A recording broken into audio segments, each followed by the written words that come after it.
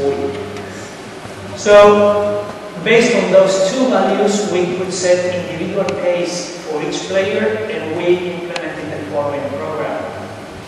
We would do specific aerobic power training without the goal, and I emphasize that, because I don't think using the goal is the best way to train always.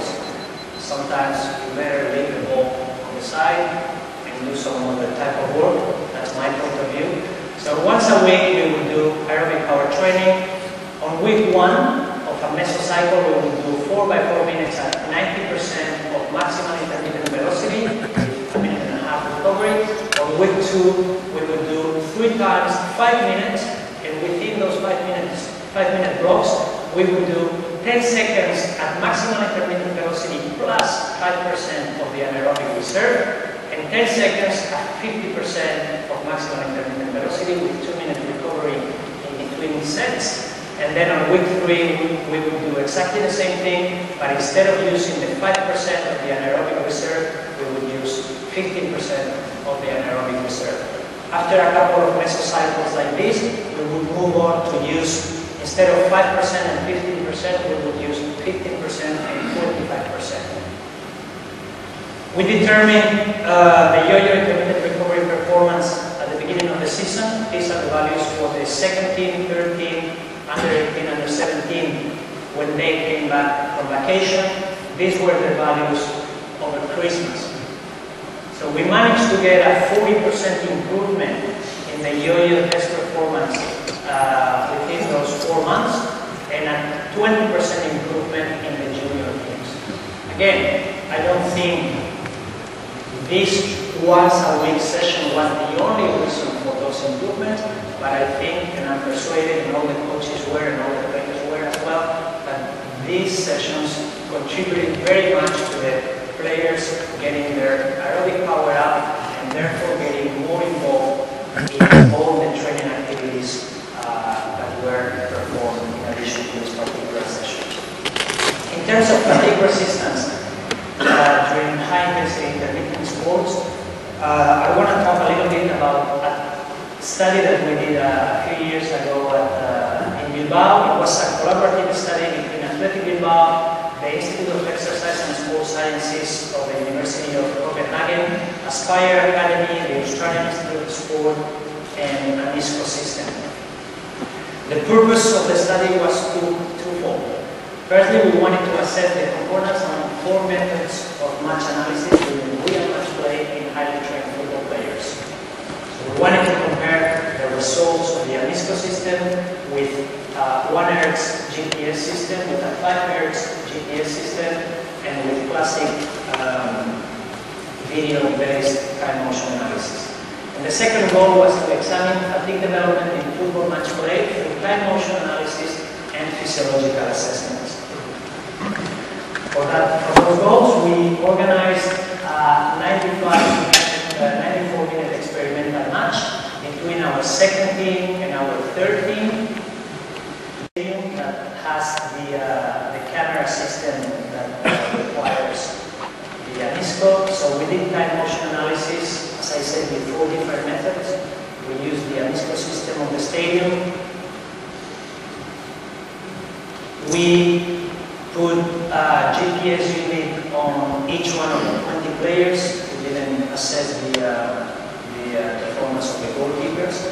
On top of the GPS, players were wearing a t-shirt with a little pouch in which we inserted the Minimax X unit.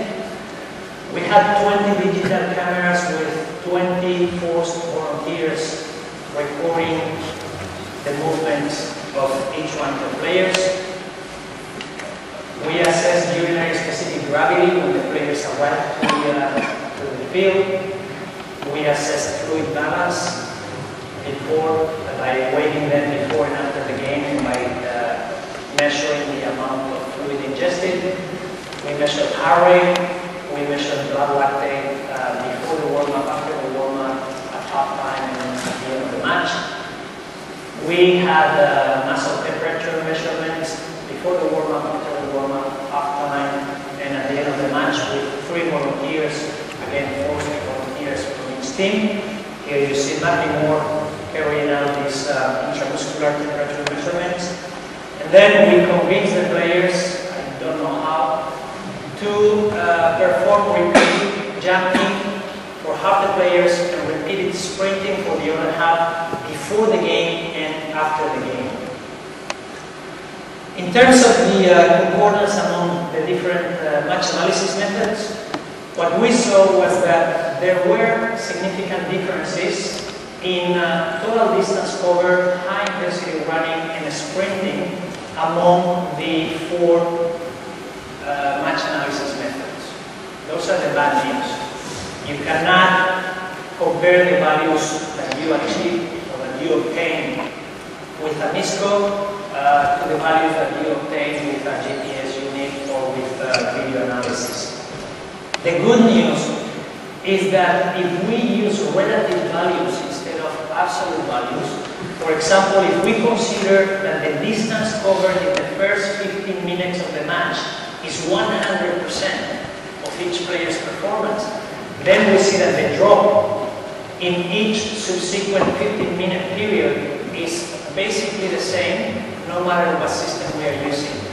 So as you can see here, the drop in the second 15-minute block, in the third 15-minute block, in the fourth 15-minute block is practically identical with the four analysis system. And that is true for total distance covered, and it's also true for high intensity running during the game.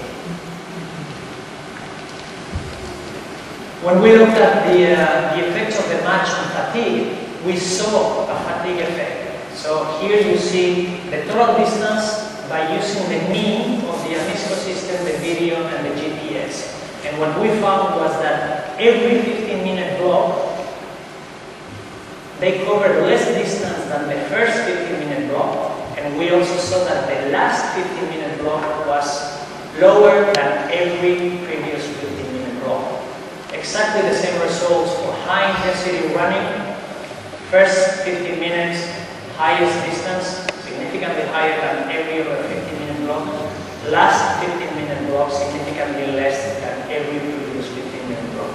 And exactly the same thing for sprinting distance.